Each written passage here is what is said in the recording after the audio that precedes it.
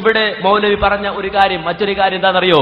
അദ്ദേഹം പറഞ്ഞു, ജമാഅത്തെ ഇസ്ലാമി ഒന്നുവരെ സർക്കാർ ജോലി ഉപേക്ഷിക്കണമെന്ന് പറഞ്ഞിട്ടില്ല. സർക്കാർ ജോലി ഉപേക്ഷിക്കണമെന്ന് ഇതുവരെ ജമാഅത്തെ ഇസ്ലാമി പറഞ്ഞിട്ടില്ല, പരീക്ഷ എഴുതരുതെന്ന് പറഞ്ഞിട്ടില്ല. എന്തിനാ മാന്യ സഹോദരങ്ങളെ? ഇതാ ഹദ്ദസ കദവ, കള്ളം പറഞ്ഞാൽ മുനാഫിക്കാന്ന് അല്ലാഹു റസൂൽ വന്നിട്ടില്ലേ? നിങ്ങൾ എന്തിനാ അങ്ങനെ നിൽക്കണത്? എന്തിനാ നിൽക്കണത്? കേട്ടോളൂ. പറഞ്ഞിട്ടുണ്ടോ ഇല്ലേ? ജമാഅത്തെ ഇസ്ലാമിയിൽ ഊട്ടപ്പെട്ട വ്യക്തിത്വം പറയട്ടെ. ഇദ്ദേഹത്തെക്കാൾ ഇവിടെ വന്ന് പ്രസംഗിച്ച സദറുദ്ദീൻ മൗലവിയേക്കാൾ പ്രായം കൊണ്ടും പക്വത കൊണ്ടും അറിവ് കൊണ്ടും ജമാഅത്തെ ഇസ്ലാമിയിലെ അനുഭവ പരിചയം കൊണ്ടും കഴിവ് തെളിയിച്ച, മികവ് തെളിയിച്ച വ്യക്തി തന്നെ അതിനെ സംബന്ധിച്ച് പറയട്ടെ, കേട്ടോളൂ. ഈ ജമാഅത്ത് പ്രതിനിധാനം ചെയ്യുന്നതായ ഇസ്ലാമിന്റെ സമഗ്രതയോട്, സമ്പൂർണ്ണതയോട് എനിക്ക് അങ്ങേയറ്റത്തെ അത് എന്റെ രക്തത്തിലുള്ളതാണ്. അത് ഇവരാരെങ്കിലും സിദ്ദീഖ് ഹസൻ സാഹിബോ ഷെയ്ഖ് മുഹമ്മദോ പോകാൻ പറഞ്ഞാൽ പോകുന്നതോ വരാൻ പറഞ്ഞാൽ വരുന്നതോ അല്ല. അവരാരുമല്ല. അവരൊക്കെ ജമാഅത്തെ ഇസ്ലാമിയിലേക്ക് വരുന്നതിന് മുമ്പ് അഥവാ അവര് ഞങ്ങളടക്കമുള്ളവർ വിമർശിക്കുന്ന താഹൂത്തി ഗവൺമെന്റ് എന്ന് പറഞ്ഞുകൊണ്ട് ഉള്ള ആധുനിക ഭരണകൂടത്തിന്റെ ഭാഗമാക്കുകയോ അതിന്റെ സേവകരാകുകയോ ചെയ്യുന്നത് തെറ്റാണ് എന്ന് എന്നെപ്പോലെയുള്ളവരെയൊക്കെ പറഞ്ഞു വിശ്വസിക്കുന്ന കാലത്ത് ഇവരെല്ലാം ചെയ്തത് അതിന്റെ ഭാഗമായിക്കൊണ്ട് അതിന്റെ കീഴിൽ അതിന്റെ ദാസ്യം വൃത്തി ചെയ്തുകൊണ്ടിരിക്കുകയായിരുന്നു. എനിക്കത് പറ്റിയായിരുന്നു. ഞാൻ ഒന്നിലധികം തവണ അറബിക്ക് പരീക്ഷയ്ക്ക് പണമടച്ച ആളാണ്. അവിടെ പരീക്ഷ ഹാളിൽ പോയി എന്റെ ഹാളിൽ എന്റെ ടിക്കറ്റ് കടക്കാന്നല്ല, ഞാൻ കടന്നില്ല. കാരണം എനിക്കത് എന്റെ മനസ്സിന് സമ്മതിച്ചില്ല. ശാന്തരം കോളേജിൽ പഠിച്ചുകൊണ്ടിരിക്കെ നിങ്ങൾ പരീക്ഷയ്ക്ക് എഴുതുന്നത് കൊണ്ട് ഇവിടുന്ന് ഭക്ഷണം കഴിക്കുന്നത് അത് ഹറാമാണെന്നുള്ള വാക്കല്ല അവിടെ പറഞ്ഞത്, വളരെ മോശമായ വാക്കാണ്. അതിന്റെ ജമാഅത്തെ ഇസ്ലാമിയുടെ ഏറ്റവും ഉത്തരവാദപ്പെട്ട വ്യക്തി പറഞ്ഞ് നിങ്ങൾ ഇവിടുന്ന് ചെയ്യാൻ പാടില്ല. ആ സംഗതി ഫൗള് ചെയ്തുകൊണ്ടാണ് പിന്നീട് ജമാഅത്തെ ഇസ്ലാമിയുടെ അമീറായി മാറിയത്, ഇപ്പോൾ അഖിലേന്ത്യാ നേതാവായി മാറിയ സിദ്ദീഖ് ഹസൻ ചെയ്തത്. അദ്ദേഹം പോയി മുണ്ട് തലയിലിട്ട് പോയി പരീക്ഷ എഴുതി. അദ്ദേഹത്തിന് അത് പാടുണ്ട്. അങ്ങനെ അതുകൊണ്ട് എന്തുണ്ടായി? പരീക്ഷ ജമാഅത്തിന്റെ ഒരു ആജ്ഞ ലംഘിക്കുന്ന, പരസ്യമായ ആജ്ഞ ലംഘിക്കുന്ന അവർക്കൊരു കുഴപ്പമില്ല. എന്നെ മനസ്സിലോളം അത് ശരിയല്ല എന്ന് മനസ്സിലാക്കി 100% സമീനവാർത്തയിന നമ്മളിതാ കേട്ടിരിക്കുന്നു, അനുസരിക്കുന്നു എന്ന് പറഞ്ഞുകൊണ്ടാണ് നമ്മൾ ഇതിൽ പ്രവർത്തിക്കുന്നത്. അപ്പൊ ഈ പ്രസ്ഥാനത്തിനെ കളങ്കപ്പെടുത്താൻ കിട്ടുന്ന സന്ദർഭങ്ങൾ ഉപയോഗിക്കുകയാണെങ്കിൽ 100 അവസരം നമ്മളത് ഉപയോഗിച്ചില്ല. കണ്ടോ?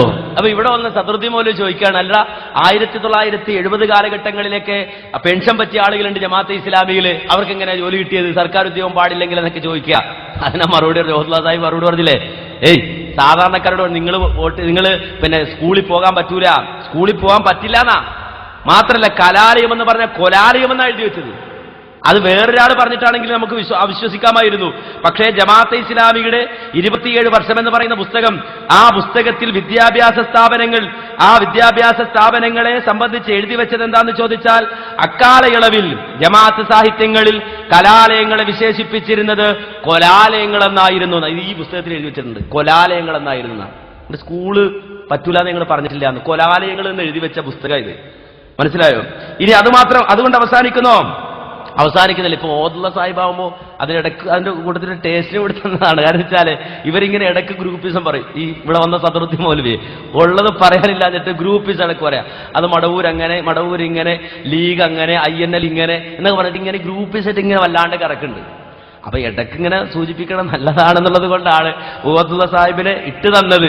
പിന്നെ ജമാഅത്തെ ഇസ്ലാമിയുടെ ഉള്ളിൽ നടക്കുന്നതൊക്കെ കൂടുതൽ ഞാൻ പറയണില്ല, ഒന്നും കേട്ടോളൂ. നമ്മുടെ കൂട്ടത്തിലാരും മറുപടി പറഞ്ഞില്ല എന്ന് പറയും, അതാണ് പ്രശ്നം, അതാണ് ഈ പേടി. നമുക്കിപ്പോ എന്തെങ്കിലും വിട്ടുപോയാൽ ഞങ്ങൾ ഗ്രൂപ്പിസം പറഞ്ഞതിന് മറുപടി ഒന്നും പറഞ്ഞില്ലല്ലോ എന്ന് പറയും. അങ്ങനെ പറയാതിരിക്കാനാണ് അബ്ദുള്ള സാഹിബ് ഒന്ന് പറഞ്ഞിട്ടുണ്ട്. ഇടയ്ക്ക് നമുക്ക് വിഷയത്തിലേക്ക് വരണം. ഒന്നുകിൽ ആരുടെ മാധ്യമം സ്ഥാപനത്തിന് 10 പൈസ ഞാൻ സാമ്പത്തികമായി കൊടുക്കാനുണ്ടോ? അവിടെ എന്റെ മേലുള്ളതായ ആളുകൾ ലക്ഷങ്ങൾ കൊടുക്കാനുണ്ടായിട്ടില്ലേ? ഇന്ന് വരെ കൊടുത്തിട്ടില്ല എന്ന് എനിക്കറിയാവുന്ന കണക്കുകളില്ലേ? കോടികളുടെ കണക്കുകളില്ലേ? അവിടെ എന്റെ മേലുള്ളതായ ആളുകൾ ലക്ഷങ്ങൾ കൊടുക്കാനുണ്ടായിട്ടില്ലേ? ഇന്ന് വരെ കൊടുത്തിട്ടില്ല എന്ന് എനിക്കറിയാവുന്ന കണക്കുകളില്ലേ? കോടികളുടെ കണക്കുകളില്ലേ? ഞാൻ സിദ്ദീഖ് ഹസൻ സാഹിബ് എന്നോട് ഒഴിയണം എന്ന് പറഞ്ഞപ്പോൾ ഞാൻ പറഞ്ഞ വാചകം അതാണല്ലോ. നിങ്ങൾ കടു ചോരുന്നത് കാണുന്നു, ആന ചോരുന്നത് കാണുന്നില്ല. എന്താ നിങ്ങൾ ഉദ്ദേശിക്കുന്നത്? ഞാൻ പറഞ്ഞു ഒരാളുടെ കയ്യിൽ 4.25 ലക്ഷം റുപ്പിക മീൻ ടൈമിന്റെ ഉണ്ട് എന്ന് നിങ്ങളാണല്ലോ ഞങ്ങളുടെ യോഗത്തിൽ പറഞ്ഞത്. അത് തിരിച്ചു പിടിക്കുന്നതിന് സമയത്ത് താങ്കൾ എന്ത് പറയുന്നു? മറ്റൊരു പത്രായവരായ ആളുടെ കയ്യിൽ ലക്ഷങ്ങളുണ്ട്, അദ്ദേഹം കാശ് തിരിച്ചു തരുന്നില്ല എന്ന് നമ്മൾ ചർച്ച ചെയ്തതാണല്ലോ. അക്കൗണ്ട്സിലെ കുട്ടി ഞാൻ ഓഫീസിൽ യോഗത്തിൽ വരുമ്പോൾ എപ്പോഴും എന്റെ കയ്യിൽ കുറിപ്പെഴുതി തരും. ആ കാശിനെ സംബന്ധിച്ച് എന്തെങ്കിലും എന്ന് പറയണമെന്ന്. ആ കാശ് തിരിച്ചു പിടിച്ചോ?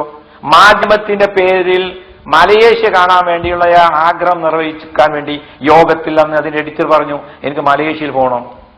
ചെയർമാൻ പറഞ്ഞു അദ്ദേഹത്തിന് മലേഷ്യയിൽ പോകണം അത്രേ. ഞാൻ പറഞ്ഞു അദ്ദേഹം മലേഷ്യ പോയിക്കോട്ടെ, അദ്ദേഹത്തിന് കാശെടുത്ത് അല്ല മാധ്യമത്തിന് വേണ്ടി പോകണം. മാധ്യമത്തിന് എന്താ മലേഷ്യയിൽ കൊടുവള്ളിയിലെ ഏജൻസി നിന്നിട്ടിരിക്കുന്നു, അവിടെ 68 കോപ്പി നമ്മളിത് മുടങ്ങാൻ പോവുകയാണ്, അവിടെ പോകാൻ പറ കൊടുവള്ളി. അദ്ദേഹത്തിന്റെ യോഗത്തിൽ ഞങ്ങളൊക്കെ ഒന്നിച്ച് പഠിച്ചവരാ, ഞങ്ങൾക്കൊന്നും വളരെയധികം അങ്ങോട്ടും ഇങ്ങോട്ടും ഈ ബഹുമാനിക്കേണ്ട കാര്യമില്ല.